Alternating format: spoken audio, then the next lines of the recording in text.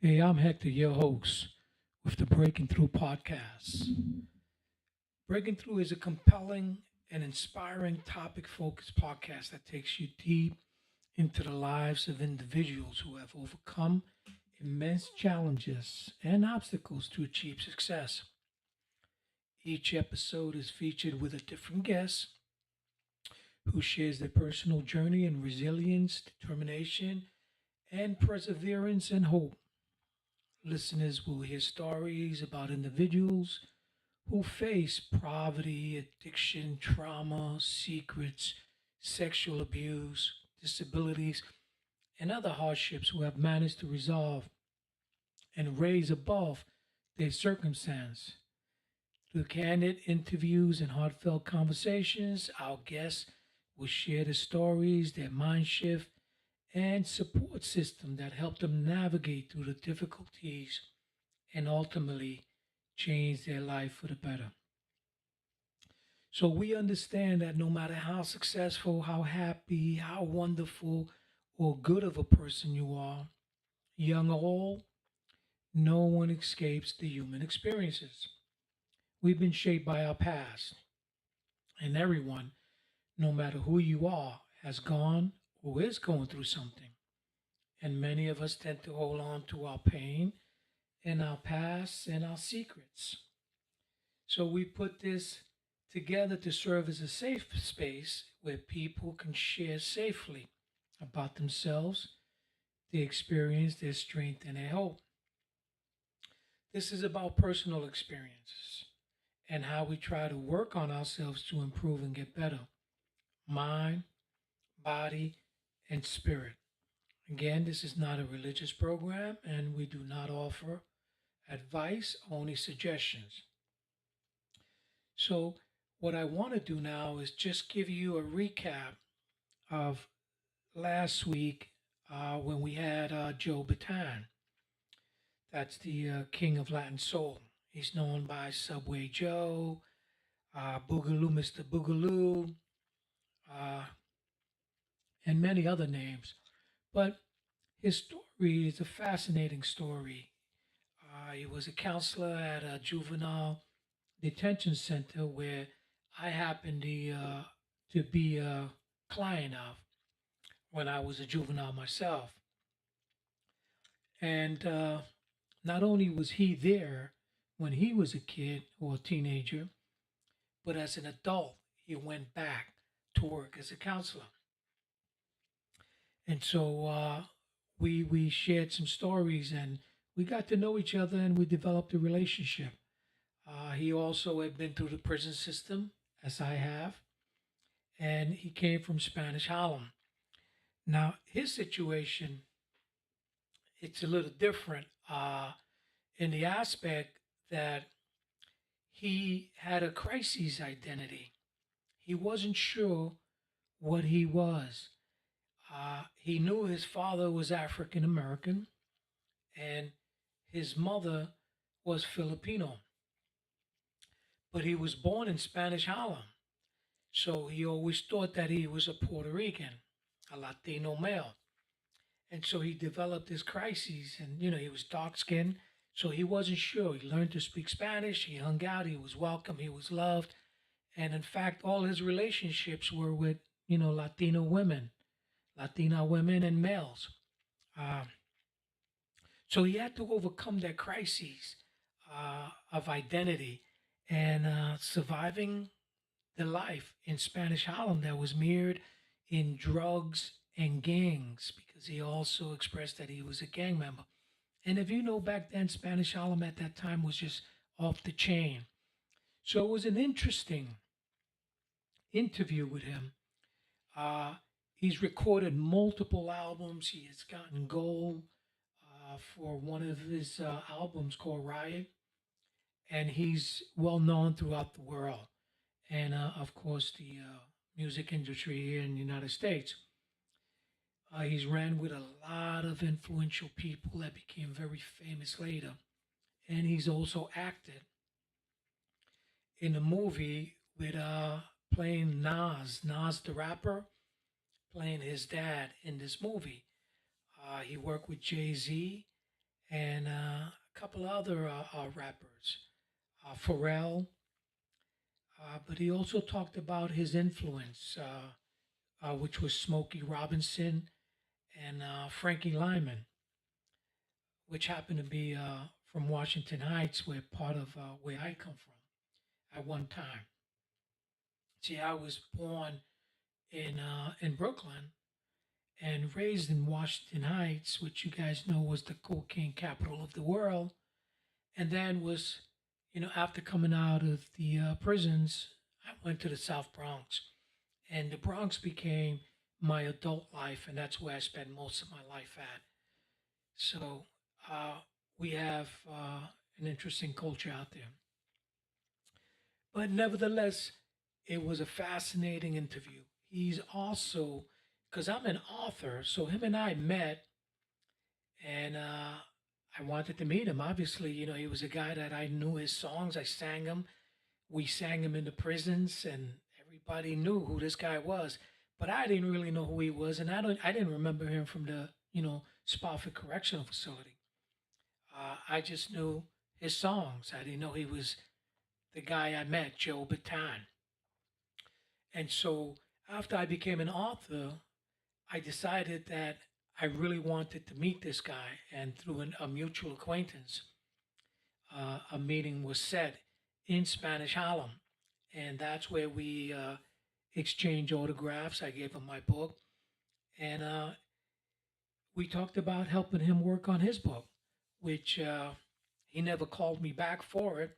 But we did have a relationship throughout the years. And I just learned on this interview that his book it's about to be published. And so at the end of our interview, he had some difficulty, technical difficulty, because what's happening is that, of course, this is new, podcast is new, which, by the way, it takes a lot more than just setting up a podcast. This was a little difficult to navigate.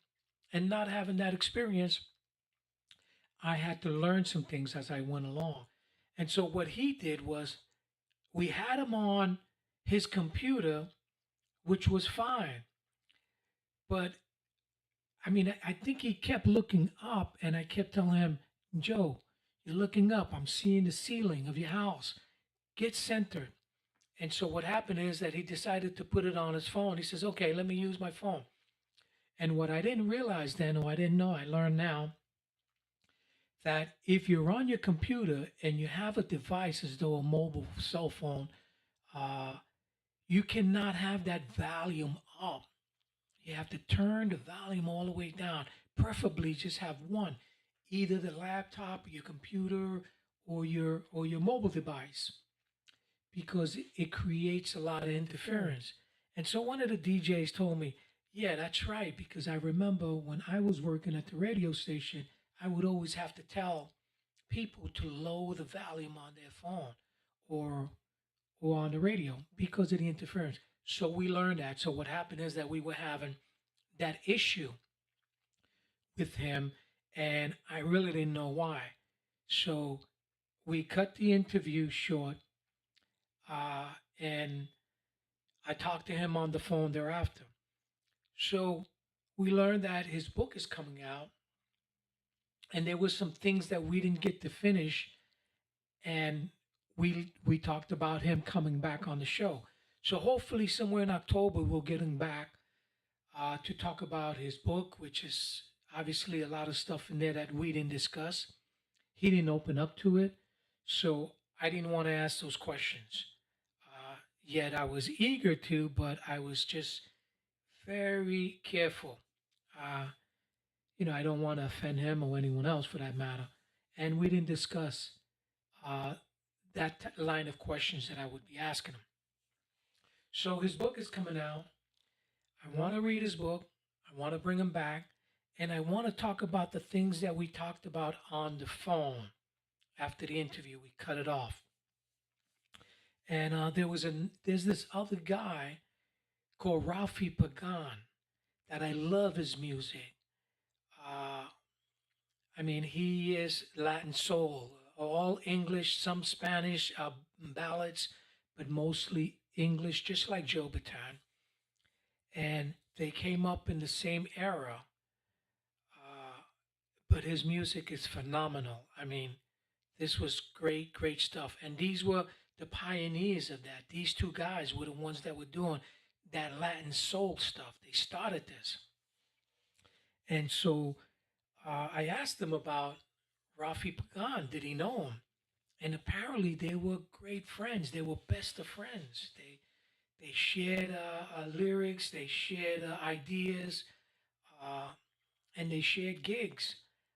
But apparently, uh, Rafi Pagan had been murdered, and from what I read, was that his body was never found in Colombia. So immediately I affiliated with drugs. Okay, well, Rafi Pagan had to be involved in drugs, but according to Joe Bataan, he was not. He never used drugs, and that was interesting because Colombia, cocaine, music world. A lot of musicians back then, that's what they were doing. And so uh, the body, assumably, had never been found, according to Google. But Joe tells me that yes, it had been found, and they had sent him pictures of Ralphie Pagan in a ditch, murdered. So I want to get into that the next time, and I want to get into his book. So we're setting that up, and we have a lot of people lined up. This is like some very hardcore stuff, especially when you get into molestation, abuse, sexual abuse, and all these emotions that are surrounded with trauma and all of these other topics, addiction, that I mentioned previously. But, you know, it's difficult stuff, but somebody has to talk about this. And because I shared about this kind of stuff in my story, as you know, I'm an author. The title of my book is No Regrets, The Journey. You see it up top.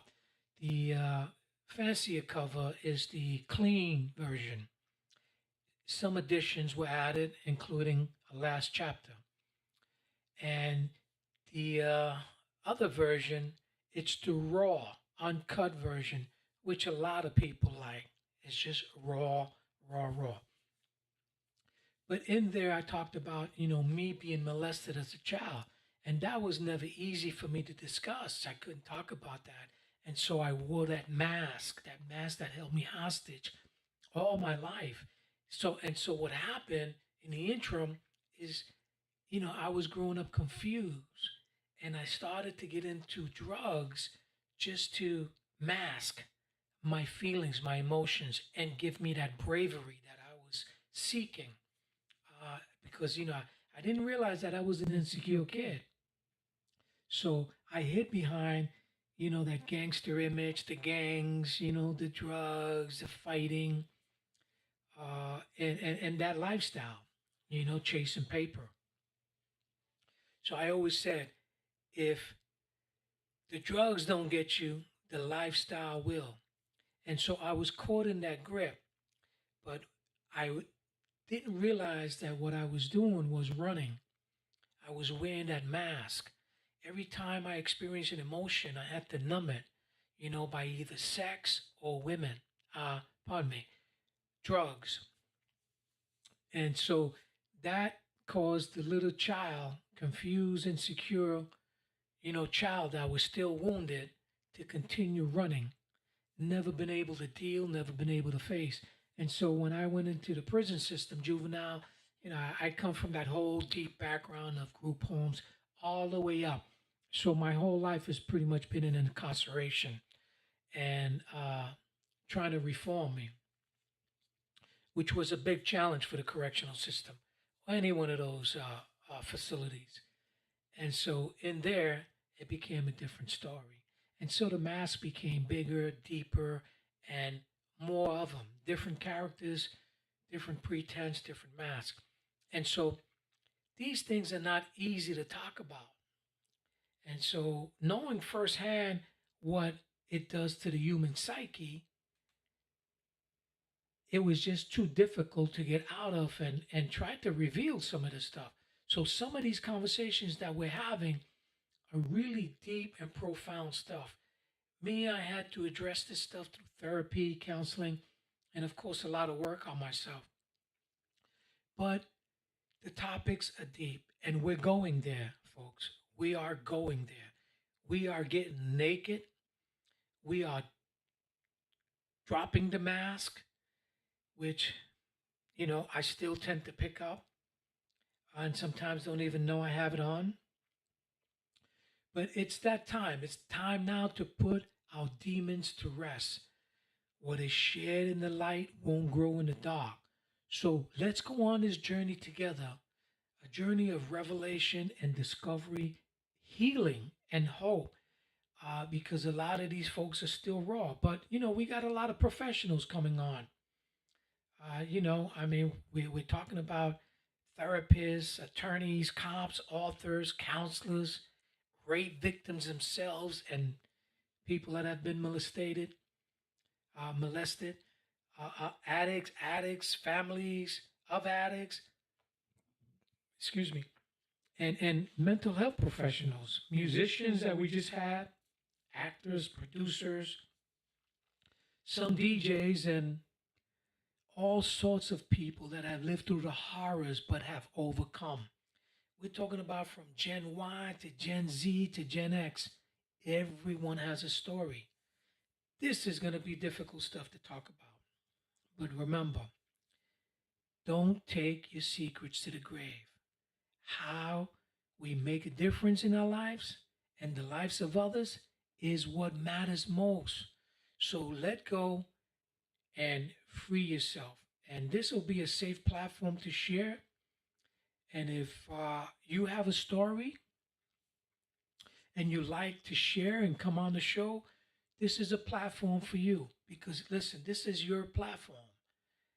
This we want to bring it to you so that if you have secrets and all of these other issues, so that you can find a safe place to share or hear, or pardon me, listen to, and grow.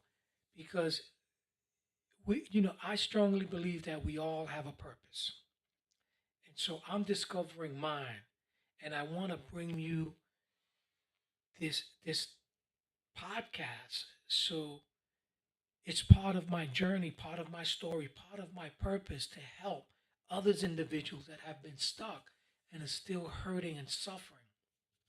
So, look, lastly, we strongly believe that God gave us freedom of choice and that every person makes their own decisions and choose their own path. So, I want to implore you to make healthy choices and live your life to your fullest potential. Because again, we all have a purpose. Find what's yours. I learn what's mine. So, this is the end of this introduction. Okay, be sure to join us tomorrow at 1 p.m. with our guest being a therapist with various master's degree. She's a therapist at Bay Center. Her name is Raquel Cruz, speaking on mental health and wellness. And and this is going to encompass a lot of the stuff that we talked about, the clientele that she deals with, which is, women that have been sexually abused, molestation, kids, and the system that she works in, and how she is able to be there for these women and these children and families that are hurting and going through, addiction and mental health issues. So you see those scrolls going by on below my face there? Those are the links that you can follow us on. We work a lot out of Facebook, but you can follow us on any one of those links and see the podcast tomorrow at 1 p.m. Please share and remember to hit like. So, to end this, I like to close with a quote from my book, and it goes like this: I am that eagle with tattered wings that never flew, but now soars. No one would say Look, that eagle has ugly wings. No, they would say, look at that eagle. It is a miracle that it is still alive and rising. And that is part of my story. So thank you for tuning in. And remember, we are spiritual beings having human experiences. We look forward to seeing you tomorrow at 1 p.m. Ciao for now.